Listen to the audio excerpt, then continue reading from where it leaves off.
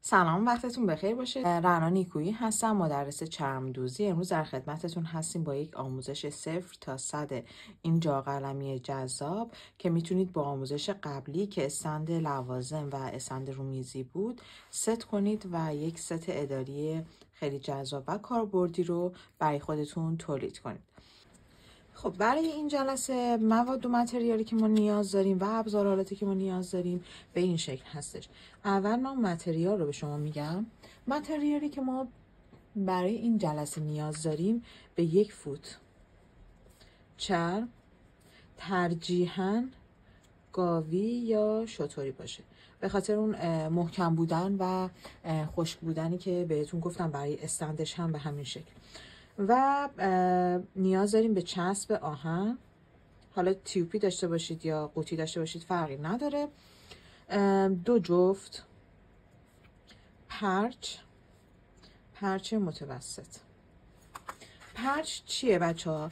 پرچ یکی از متریال ما و یرقالات ما هستش در واقع، که به این شکل هست. نرمادگی داره و پایه بلند پایه کوتاه داره. همونطوری که میبینید این الان پرچ متوسط هستش ولی توی 2 سایز پایه. یک قسمت پرچ به این ترتیب که شما میبینید الان پایه بلندی داره که باز این پایه بلند بودنش سایزهای مختلف داره. ما متوسطش رو میخوایم، پایه خیلی بلند هم لازم نداریم. ببینید این چقدر پایش از این بلندتره. خب پس ما 2 جفت پرچ متوسط لازم داریم. پایه سایز 9 هم هستن، حالا اگه خواستید بخرید. اینا رو معمولا بسته‌ای میفروشن. ما که توی تعدادهای خیلی بالا و بسته های بزرگ میگیریم، ولی بسته های کوچیک فکر میکنم 10 تا یا 50 تایی فروشگاه ها بتونید راحت خرید کنید.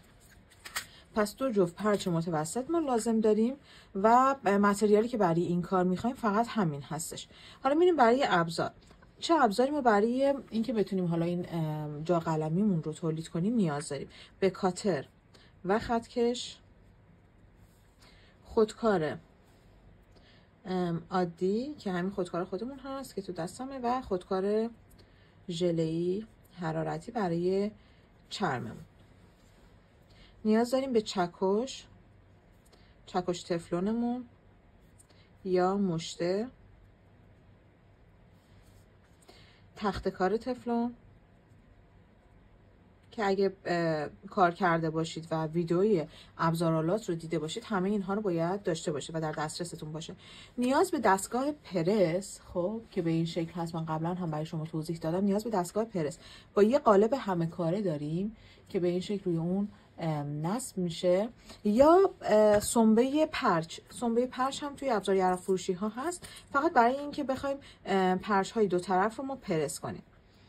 پس من می نویسم سنبه پرچ، دستگاه پرسش هم که با قالب همه کاره به شما توضیح دادم، هر کدوم که در دسترستون بود برای پرس کردن دکمه های این قسمت، پرچ های این قسمت ما نیاز داریم.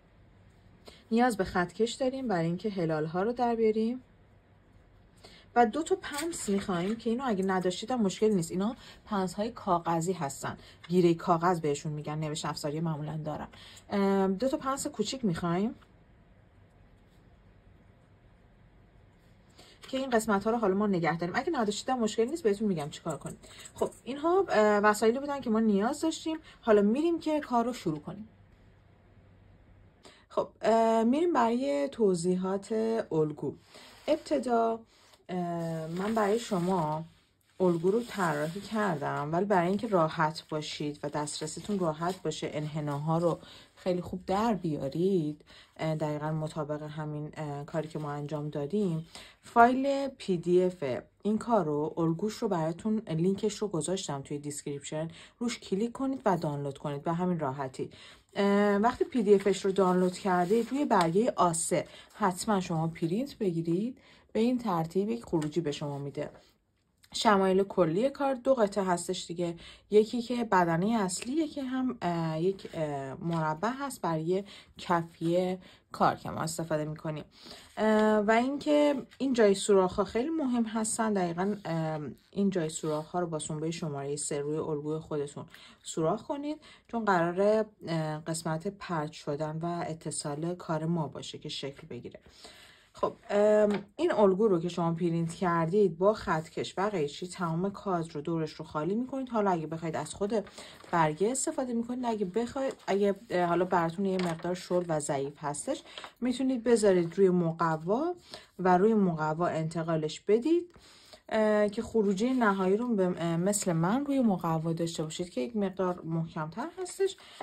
ولی در کل با PDF هم شما با برگه هم میتونید کار رو در بیارید. خب توضیحات الگو و فایل شما هم به شما دادم، باز هم میگم لینکش رو توی دیسکریپشن گذاشتم، میتونید دانلود کنید و پرینت بگیرید. خب میرسیم به این الگوی اصلی ما و بریم که انتقالش بدیم روی چرم و دورگیریش رو انجام بدیم و خروجی کار رو با هم باشیم. خب ما چرمی که برای کارمون در نظر گرفتیم رو میاریم. 1 فوت چرم لازمه. خودکار ژله‌ای رو برمی‌داریم. یه چیز محکم بذارید روی الگوتون و الگو رو میخوایم انتقال بدیم روی چرم. به همین ترتیب که میبینید دورگیری کار رو انجام میدیم. تمام جای سوراخ هایی هم که روی هر ضلع برای شما گذاشتم خیلی دقیق هستن. همه اونها رو هم علامت بزنید. جلوتر باید سوراخ کاریشون رو انجام بدیم با سنبه و مشته. از سنبه شماره 3 هم ما استفاده میکنیم. توی توضیح ابزار من فراموش کردم این رو عرض کنم خدمتتون. چکش و مشته رو گفتیم، ولی سنبه شماره 3 رو اگه 3 هم نداشتید 2 اوکیه، میتونید استفاده کنید برای سوراخ کاری های این قسمت. از قلم افتاد توضیحش. خب الگو رو برمیدارم با استفاده از کاتر و خطکش. خطوط صافم رو من برش میزنم. هلال ها و به این شکل این قسمت ها رو با قیچی برش میزنیم.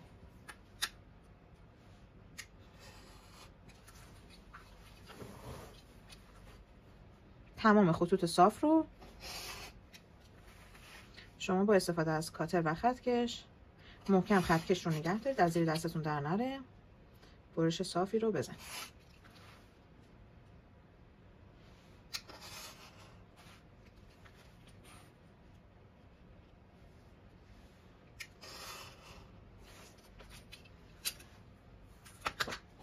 من بخوام برش با قیچی رو هم به شما توضیح بدم، اول یک قسمت رو من آزاد کنم که توی دستم بیاد. خب این قسمت رو بدید رو به داخل.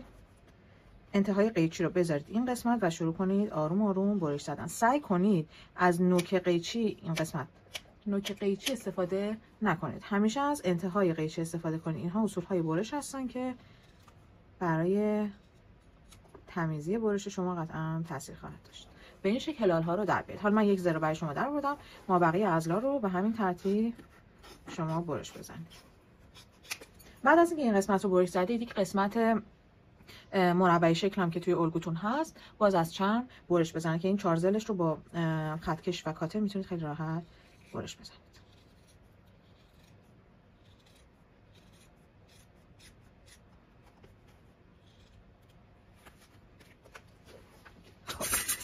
این 2 بازو رو من برش زدم. این قسمت رو هم شما برش بزنید. برمیگردیم که کار رو با هم برش خورده داشته باشیم. خب برش الگومون رو که زدیم دیگه کاری با کاتر و خطکش و قیچی نداریم. میریم سراغ سنبه شماره 2 و چکش و مشته. به این شکل سنبه‌تون رو دقیقاً روی همون سوراخ‌ها و علامت‌های دایره‌ای قرار بدید. تخت زیر دستتون باشه حتما و به این شکل سنبه کاری و سوراخ کاریتون رو انجام بدید. این الان سنبه شماره 2، شما از سنبه شماره 3 یا 2 میتونید استفاده کنید.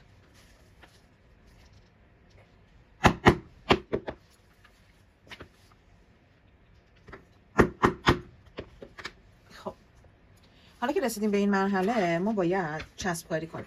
شما نیاز دارید به چسب آهن که برای این قسمت مربع داخلش رو ما چسب آهن میچسبونیم.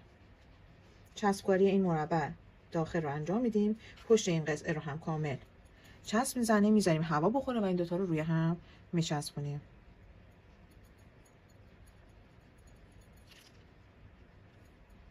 جوری چسب بزنه که تمام سطح پشت چرمتون چسب خوردش بره و چسب کاری شده باشه. میذارم هوا بخوره، این قسمت رو من چسبش رو یک مقدار پخش میکنم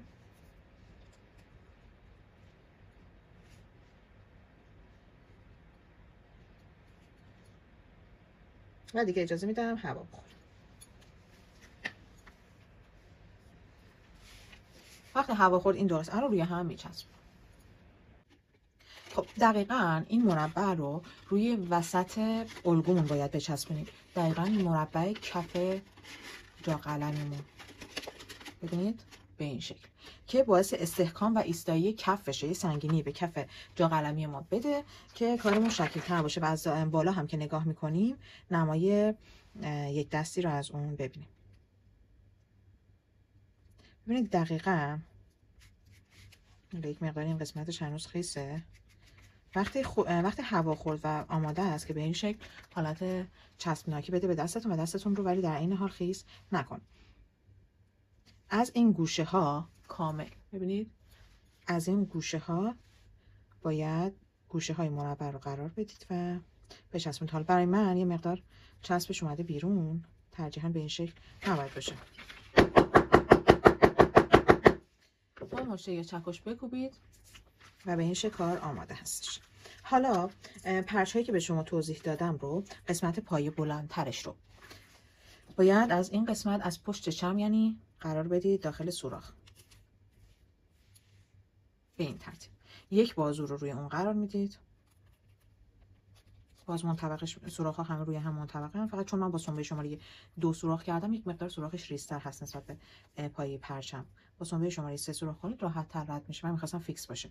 خب حالا یک بازو رو قرار دادم روی این قسمت، بازوی دوم رو هم به همین ترتیب قرار میدم. به این شکل این قسمت شکل گرفت. حالا از نمای بالا هم بخواد ببینید به این ترتیب هست. قسمت سری اون رو روی این قرار میدم و با یه فشار دست سعی میکنم اون رو فیکس کنم. حالا که این قسمت رو انجام دادید، خب باید پرسش رو هم انجام بدید. از دستگاه پرس استفاده میکنم، کار رو فیکس نگه میدارم زیر دستم. پنس رو برای این قسمت من میخواستم ازتون، ولی که اول نگه داریم بعد رد کنیم، ولی لایه لایه هم میتونید رد کنید. حالا قسمت بعدی رو من با پنس میگم. به این شکل پرس میشه و کامل دیگه کار فیکس میمونه.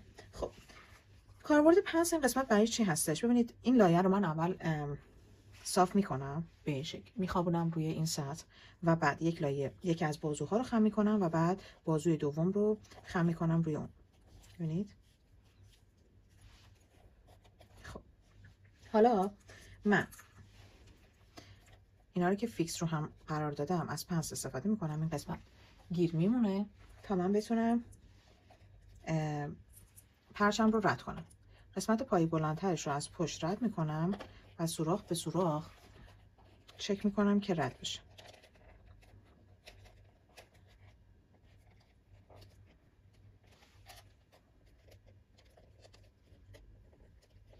خب همونطور که میبینید رد شد و حالا دیگه نیاز به پنس ندارم. راه اول که بهتون گفتم ساده تره، چون جلوی چشمتون ببینید، جلوی چشمتون هر لایه رو خودتون خیلی راحت و نرم رد میکنین، لایه بعدی رو میاری میشونی روی اون و لایه بعد رو مجدد روی اون میشونی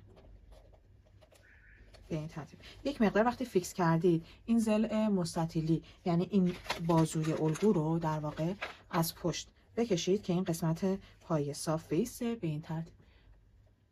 متوجه تغییر شدین و حالا آماده است که پرس بشه و سر اون رو فیکس میکنید. اگه با سنبه استفاده میکنید، سنبه پرچ میذارید زیر دستتون و سنبه پرچ به همین شکل زیرش حالت تخت و گود داره، میذارید و یکی دو مرتبه روی این پرچ میکوبید. ولی دستگاه پرس اگه داشته باشید هم راحت تره هم پرچتون رو له نمیکنه. به این ترتیب جا قلمی ما شکل گرفت و تولید شد. امیدوارم این آموزش براتون مفید واقع شده باشه. جا قلمی میتونه حالا برای جای براش و لوازم آرایش هم استفاده بشه، این مدلی که به شما آموزش دادیم، و به همین ترتیب که میبینید ابزار و براش ها و کارها، هر چیزی که اکسسوری که لازم دارید رو توی این میتونید کنار اون استند اکسسوری که به شما آموزش دادم توی جلسه قبل، استند رومیزی داشته باشید و یک کار خیلی شکیل رو ست کنید. این هم یک ست اداری رومیزی که جا قلمی و استند لوازم رو داره. حمایت فراموش نشه، سابسکرایب کنید، ویدیوها رو لایک کنید تا بتونیم زمان بیشتری بذاریم و ویدیوهایی با ارزش و مفیدی همونطور که میبینید 0 تا 100 با دست باز و بدون هزینه و کاملا رایگان در اختیار شما بذاریم و بتونیم در کنار هم هنر چرمدوزی رو گسترش بدیم. ممنون که همراهمون بودید. خدا یار و نگهدارتون باشه.